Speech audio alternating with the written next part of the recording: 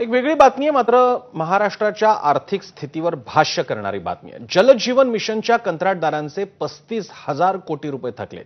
केंद्र आणि राज्य सरकारकडे या कंत्राटदारांची थकबाकी आहे। ऑक्टोबर 2024 पासून केंद्राच्या वाट्याचे पैसे बंद आहेत। राज्यात लाडकी बहीण योजनेमुळे कंत्राटदारांना पैसे मिळेनासे झालेत असाही आरोप होतोय। जलजीवन मिशनचे पैसे राज्यांनीच उभारावे अशी केंद्राची सूचना आली आहे। महाराष्ट्रामध्ये दरवर्षासाठी लाडकी बहीण पायी जवळपास 40,000 कोटी रुपयाचं बजेट अलोकेट करण्यात आलेले ठेवण्यात आलेले। त्या पार्श्वभूमीवर विविध खात्यांना विभागांना सध्या निधीची चणचण भासते।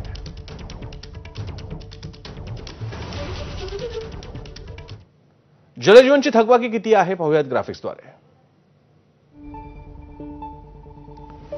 जलजीवन मिशनच्या कामांचे 35,722 कोटी रुपये थकीत आहेत। केंद्राकडून 19,259 कोटी रुपये येणं बाकी आहे। राज्य सरकारकडे जलजीवनची 16,363 कोटींची थकबाकी आहे। पैसे थकल्यानं सांगलीत हर्षल पाटील या कंत्राटदारानं आत्महत्या केली।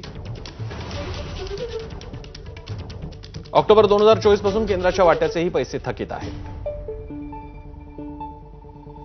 जलजीवन मिशनसाठी राज्याचा 35,000 कोटींचा आराखडाही पाहायला मिळाला।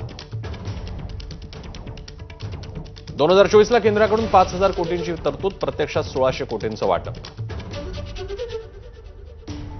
16 जून रोजी केंद्राचं राज्यांना पत्र, राज्यांनी जलजीवनचा निधी द्यावा अशा सूचना।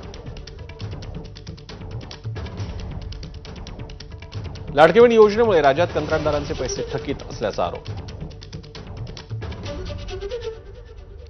जलजीवनसाठी 3,900 कोटी द्या असे पाणी पुरवठा विभागाचे अजित पवारांच्या वित्त विभागाला पत्र। जलजीवन मिशनची राज्यात एकूण 52,000 कोटींची कामं। 52,000 कोटींपैकी 25,600 कोटींची कामं पूर्ण।